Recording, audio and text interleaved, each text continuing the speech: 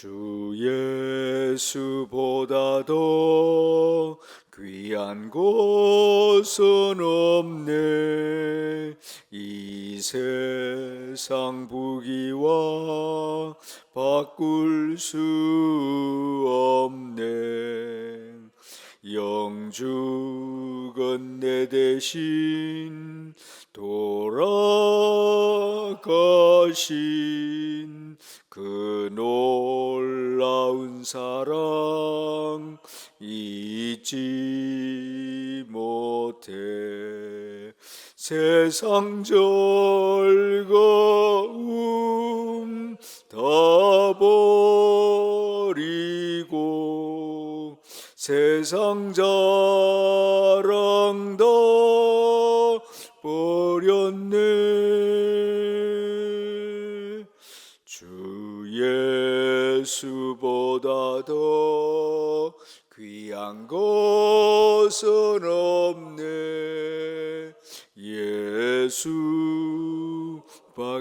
예수밖에는 없네. 주 예수보다 더 귀한 것은 없네. 이 세상 명예와 바꿀 수 없네. 이전에 즐기던 세상 일도 주 사랑하는 마음 뺏지 못해. 세상 즐거움 다 버리고 세상 자랑 다 버렸네. 주 예수보다 더 귀한 것은 없네. 예수밖에는 없네. 주 예수보다 더 귀한 것은 없네. 이 세상 행복과 바꿀 수 없네. 유혹과 핍박이 몰려와도 주 섬기는 내 맘 변치 않아. 세상 즐거움 다 버리고 세상 자랑 다 버렸네. 주 예수보다 더 귀한 것은 없네. 예수밖에는 없네. 아멘. 금요일 아침 우리에게 주시는 말씀은 호세아 9장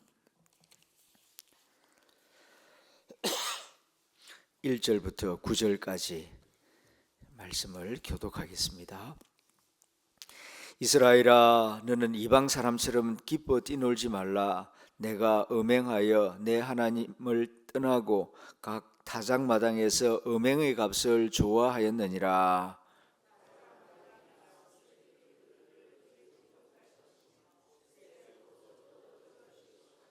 그들은 여호와의 땅에 거주하지 못하며 에브라임은 애굽으로 다시 가고 아수르에서 더러운 것을 먹을 것이니라.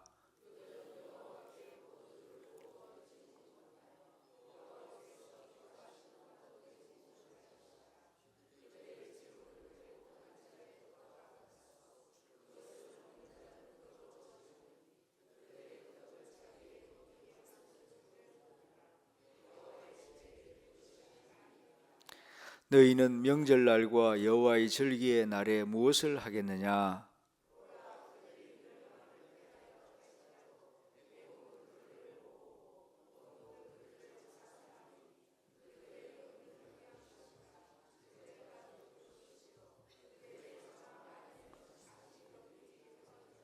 형벌의 날이 이르렀고 보응의 날이 온 것을 이스라엘이 알지라. 선지자가 어리석었고 신에 감동하는 자가 미쳤나니 이는 내 죄악이 많고 내 원한이 큼이라.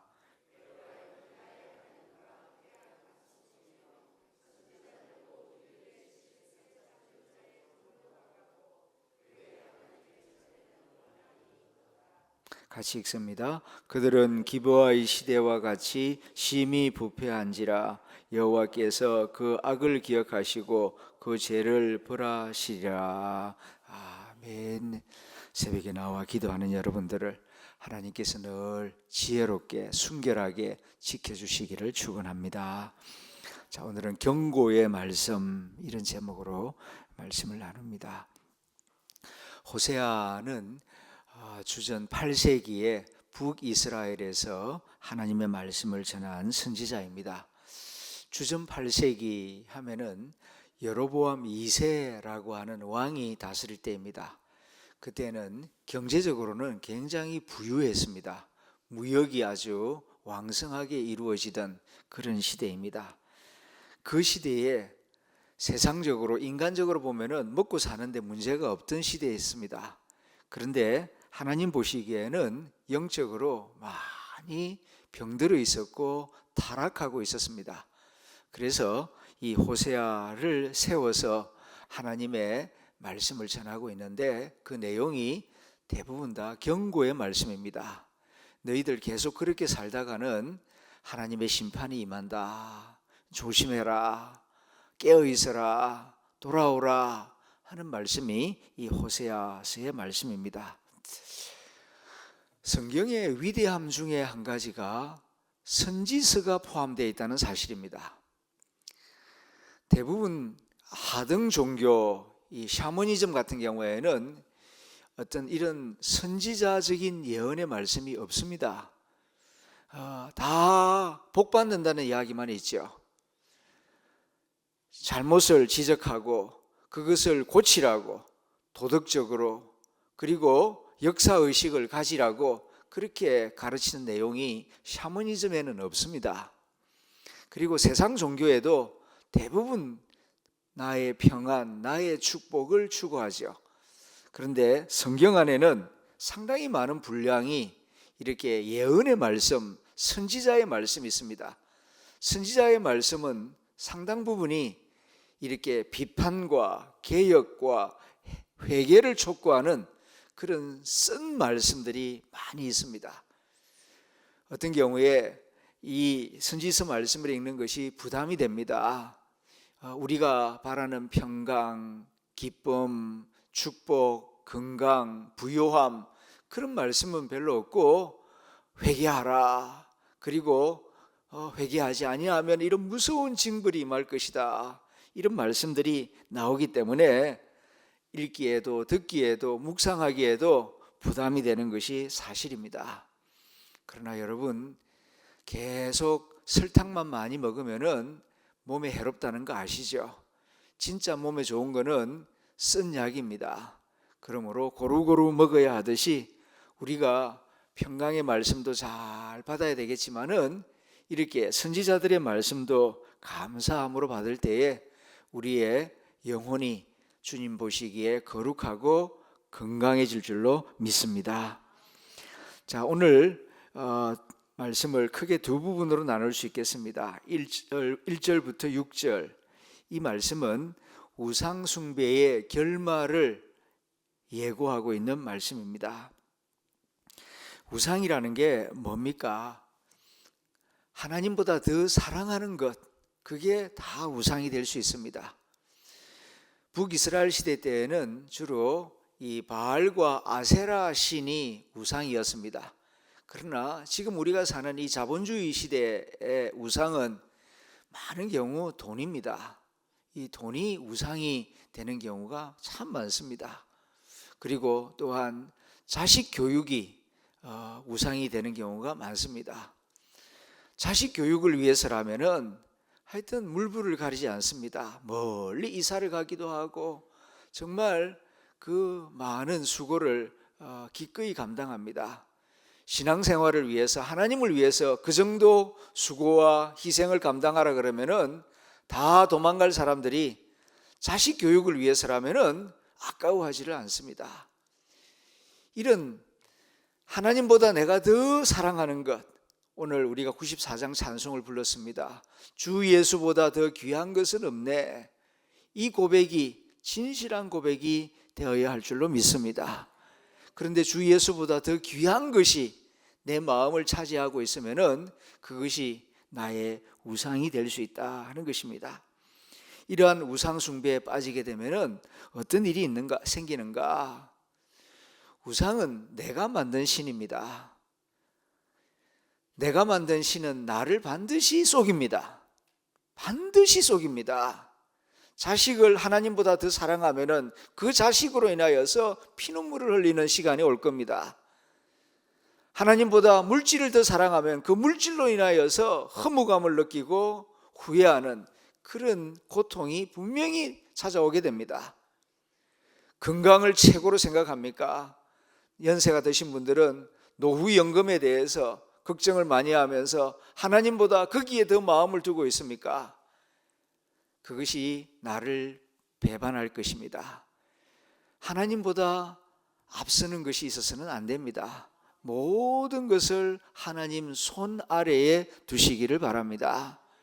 그럴 때에 우리의 선한 목자이신 하나님께서 시편 23편에서 푸른 초장으로 실만한 물가로 심지어는 사망의 음침한 골짜기로 지나갈 때라도 주님께서 우리를 끝까지 책임지시고 인도하여 주실 것입니다. 그런데 이스라엘 백성들은 우상을 섬겼습니다. 어떻게 우상을 섬겼느냐? 1절을 봅니다. 이스라엘아, 너는 이방 사람처럼, 바알과 아세라를 섬기는 이방 사람처럼 그렇게 기뻐 뛰놀지 말라. 바알과 아세라 신을 섬길 때에, 우리는 예배 드릴 때에 이렇게 교회당에 와서 경건하게 기도하고 찬송을 부르고 말씀을 읽고 이렇게 하나님을 섬기고 예배하죠. 그런데 바알과 아세라 신을 섬기는 사람들은 뭐라 그럴까요? 막 광란에 춤을 추는 겁니다. 신전에 모여가지고 디스코텍에 모여서 막 춤을 추는 것처럼 그렇게 광란에 춤을 추며 뛰노는데 그렇게 하지 마라. 하나님은 그런 모습을 기뻐하지 않는다. 네가 음행하여 우상 숭배하여 내 하나님을 떠나고 각 타작마당에서 음행의 값을 좋아하였느니라. 타작마당은 어떤 곳입니까? 이제 농사를 지어서 열매를 한 곳에 다 모아놓고 이제 알맹이를 골라내는 장소가 타작마당 아닙니까? 열심히 타작을 해서 이제 쭉정이 걷어내고 밑에 보면은 알맹이가 소복히 있으면은 그걸 이제 거두어다가 부대에다가 넣을 때에 농부의 기쁨이 얼마나 큽니까?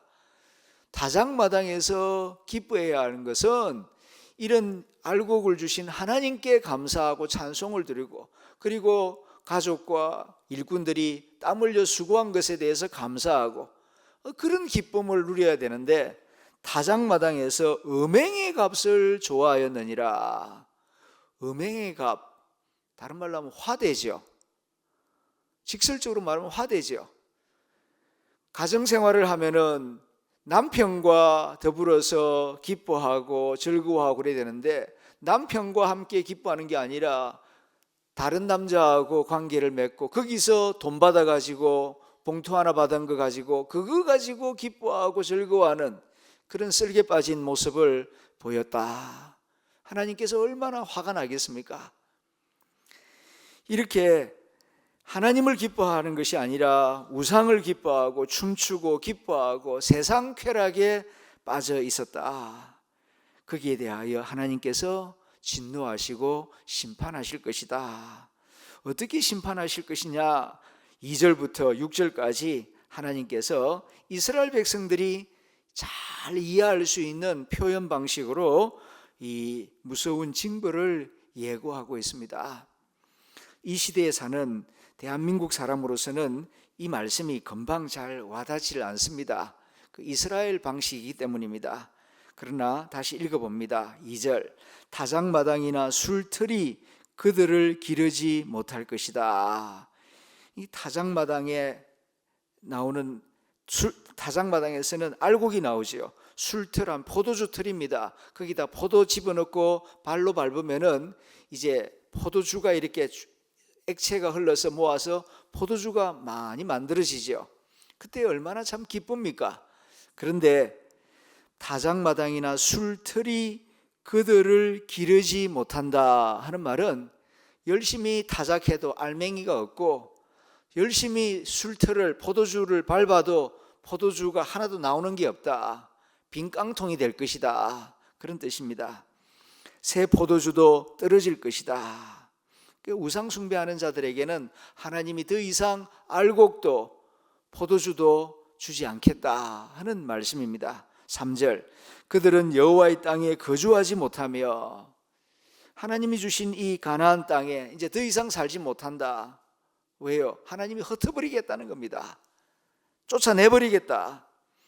에브라임은 애굽으로 다시 가고 에브라임은 북이스라엘의 애칭입니다. 하나님이 북이스라엘을 사랑할 때에 북이스라엘아 이리 안 부르고 에브라임아, 남쪽은 유다야, 하나님이 그렇게 부르십니다.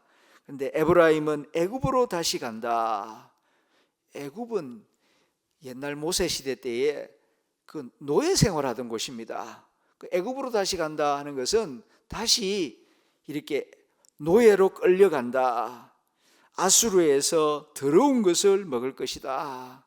더러운 것을 먹는다는 것은 우상에게 바친 제물을 먹는다. 우리식으로 말한다면은 우리는 하나님이 주신 이렇게 좋은 음식을 먹는데 우상 숭배에 빠지게 되면은 절간밥을 먹게 되고 귀신들에게 바쳤던 고시래밥을 먹게 되고 그런 비참한 운명에 빠질 것이다 하는 예고의 말씀입니다. 4절 말씀, 그들은 여호와께 포도주를 부어드리지 못하며 이제 더 이상 예배드리지 못할 것이다. 우리가 평소에 교회 와서 이렇게 예배드리고 찬송하고 새벽 예배드리고 주일 예배드리는 거, 이게 얼마나 큰 특권이며 얼마나 큰 축복인지 모릅니다. 그런데 우상 숭배에 빠지게 되면은 교회 오고 싶어도 이제 못 오게 됩니다. 하나님이 못 오게 막아버리십니다. 여호와께 포도주를 부어드리지 못하며 여호와께서 기뻐하시는 바도 되지 못할 것이라. 그들의 재물은 애곡하는 자의 떡과 같아서 그것을 먹는 자는 더러워지나니 그들의 떡은 자기의 먹기에만 소용될 뿐이라. 여호와의 집에 드릴 것이 아님이니라. 그리고 5절, 너희는 명절날과 여호와의 절기의 날에 무엇을 하겠느냐. 우리가 부활주일이 되면은 온 교우들이 다 모여가지고 기쁘게 부활 찬송을 부르며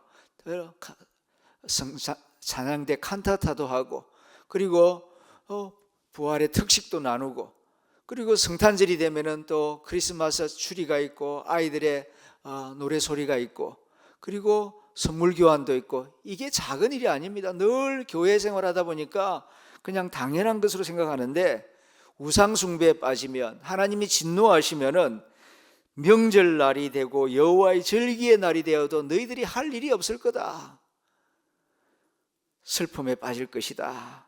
6절 말씀, 보라 그들이 멸망을 피하여 갈지라도, 에이고 그러면 뭐 이 교회만 교회인가, 뭐 딴 데 가지 하면서 딴 데로 간다 할지라도 애굽은 그들을 모으고, 애굽이 그들을 모은다는 것은 애굽이 모아가지고 뭐 하겠습니까? 옛날처럼 또 노예로 부려먹는 거죠. 하나님 피하여 도망갈 곳 없습니다. 하나님 피하여 도망가면은 마귀가 좋아하죠. 그래, 하나님께서 떠난 자들 다 이리 와라 이리 와라. 애굽이 모으는 것처럼 마귀가 모아가지고 자기의 종살이를 시킬 것입니다. 노업은 그들을 장사하리니, 노업은 애굽의 큰 도시입니다. 거기에 제일 유명한 것이 뭐냐 하면은 공동묘지가, 대형 공동묘지가 있는 곳이 노업입니다. 그렇게 하나님을 떠난 자들, 우상숭배에 빠진 자들, 하나님이 진노하시니까 다 도망가니까 마귀에게 다 잡혀가지고 거기서 종살이 하다가 다 장사될 것이다. 그들의 은은 귀한 것이나 찔레가 덮일 것이요. 하나님보다 은을 더 좋아했죠. 그래서 은을 모으는데, 돈을 모으는데 길을 쓰고 열심히 모았습니다. 근데 그건 누구 것이 되겠습니까? 하나님 떠난 은, 하나님 떠난 돈, 재물, 그것은 결국은 찔레가 덮을 것이다. 그 잡초가 무성하게 덮이게 될 것이다. 그들의 장막 안에는 가시덩굴이 퍼지리라. 사람 사는 장막 안에는 사람의 온기가 있어야죠. 장식물도 있고 가족 사진도 있고. 그런데 우상숭배에 빠져서 하나님의 징벌을 받은 사람의 집 안에는 가시덩굴이 퍼질 것이다. 이러한 비참함이 있을 것이다. 그러니까 우상숭배하지 마라. 오직 하나님만을 사랑하라. 주 예수보다 더 귀한 것이 없어야 한다. 이러한 말씀이 1절부터 6절까지의 말씀입니다.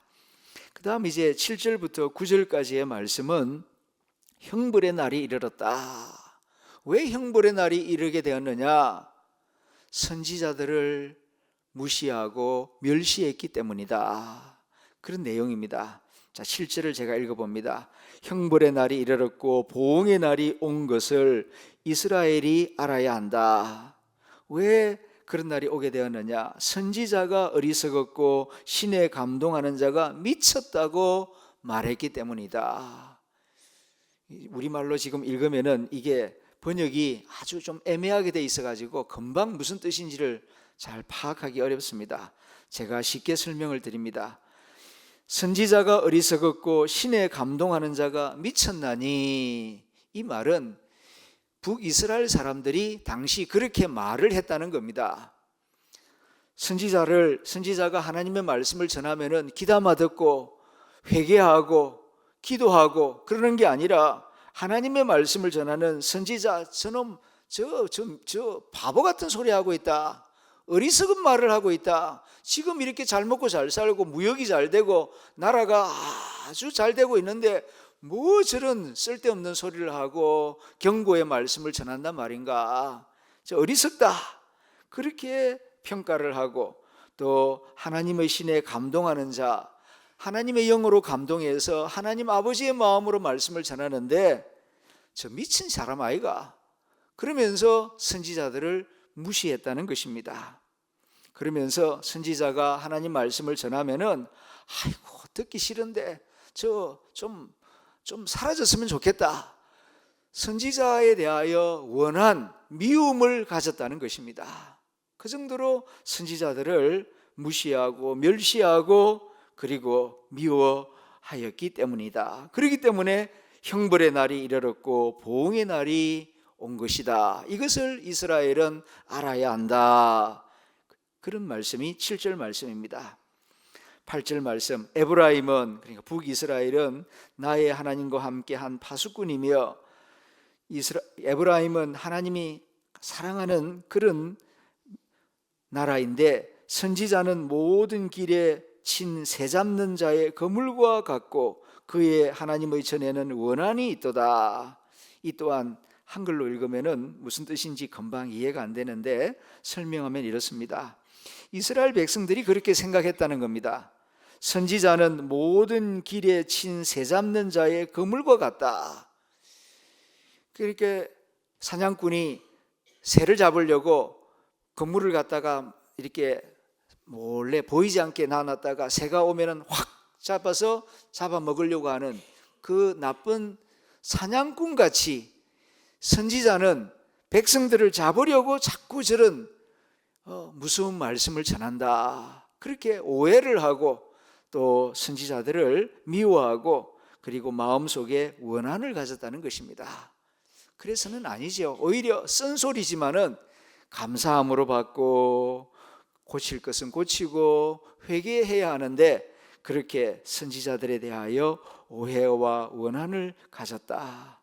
9절 말씀, 그들은 기브아의 시대와 같이 심히 부패하였다.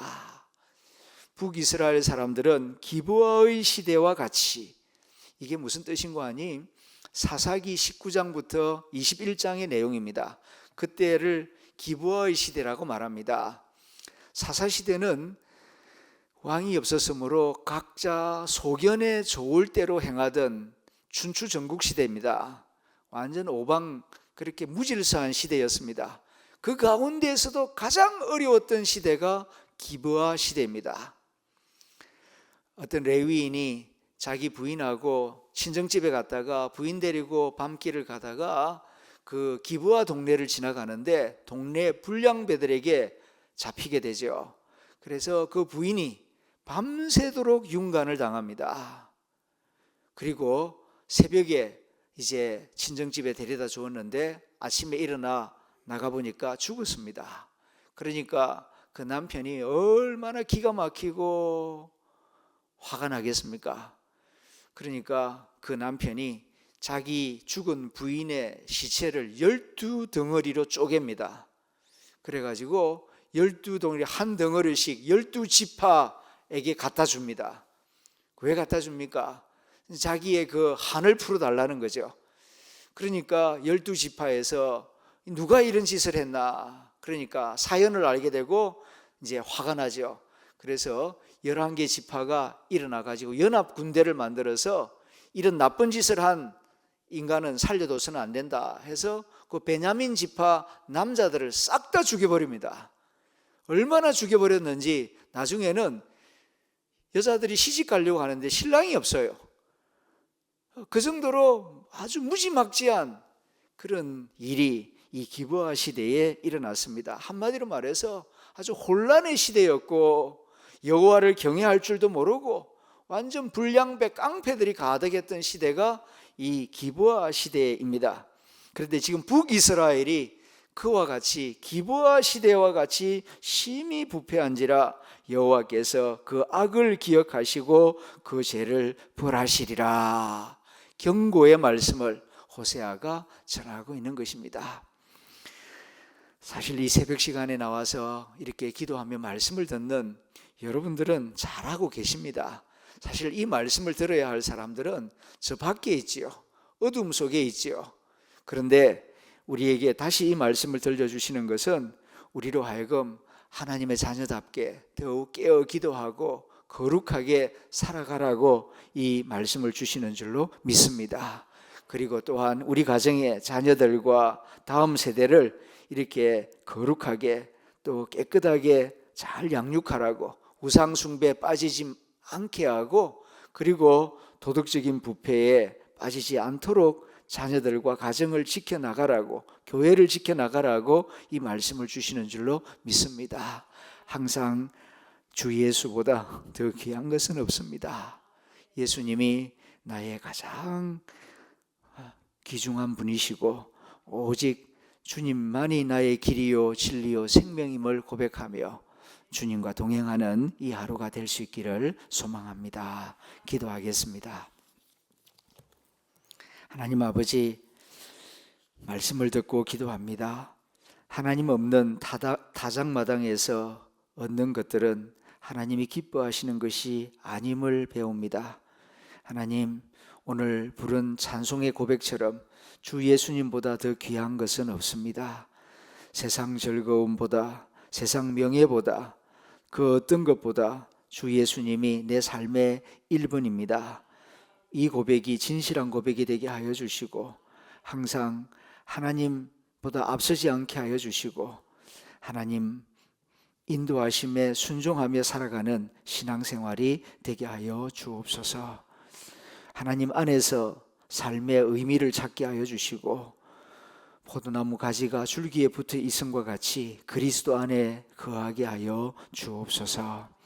하나님, 오늘도 주 안에서 기뻐하기를 원합니다. 쉬지 않고 기도하기를 원합니다. 범사의 깨달음을 가지고 감사하기를 원합니다. 성령님께서 우리 마음속에 오셔서 기쁨과 기도하는 마음과 감사하는 마음으로 충만케 하여 주시옵소서. 금년 5월에 교회를 위하여, 주님을 위하여 35분의 피택자들을 세워주셨습니다. 지금까지 피택자 훈련을 받고 주님의 몸된 교회를 잘 섬기기 위하여서 준비하며 기도하고 있습니다. 하나님께서 피택자들을 거룩하게 하여 주시옵소서. 내일 토요일 고산 동부교회에서 우리 교회 5분의 피택 장로님들이 장로고시를 치르게 됩니다. 하나님 지혜와 건강으로 축복하여 주시고 하나님 사랑하는 마음으로 준비를 잘 할 수 있게 하여 주시옵소서. 하나님 한국 교회를 위하여 기도합니다. 너무 많이 분열되어 있습니다. 하나님 한국 교회가 하나 될 수 있도록 인도하여 주시옵소서. 우리가 하나가 될 때에 우리가 예수님의 참된 제자인 것이 세상에 드러나게 되고 또 세상 가운데에서 빛과 소금의 역할을 잘 감당할 수 있는 줄로 믿습니다. 하나님 분열되어 있는 한국교회가 그리스도 안에서 하나를 이룰 수 있도록 성령님께서 인도하여 주시옵소서. 새벽에 기도하러 나왔습니다. 마음 깊은 곳에 있는 기도 제목을 주님 앞에 내어놓습니다. 우리는 연약하지만 우리의 기도를 들으시고 응답하시는 하나님은 전능하신 하나님이신 줄로 믿습니다. 하나님 내 힘으로 할 수 없다고 자포자기하거나 낙심하지 않게 하여 주시고 하나님이 기뻐하시는 뜻이면은 하나님이 힘을 내어 기도할 수 있도록 성령님 도와주시옵소서. 내게 능력 주시는 하나님 안에서 모든 것을 할 수 있음을 믿습니다. 기도할 때 하나님 도와주실 줄 믿습니다. 우리 구주 예수님의 이름으로 기도드립니다. 아멘. 하늘에 계신 우리 아버지, 아버지의 이름을 거룩하게 하시며 아버지의 나라가 오게 하시며 아버지의 뜻이 하늘에서와 같이 땅에서도 이루어지게 하소서. 오늘 우리에게 일용할 양식을 주시고 우리가 우리 잘못한 사람을 용서하여 준 것 같이 우리 죄를 용서하여 주시고 우리를 시험에 빠지지 않게 하시고 악에서 구하소서. 나라와 권능과 영광이 영원히 아버지의 것입니다. 아멘.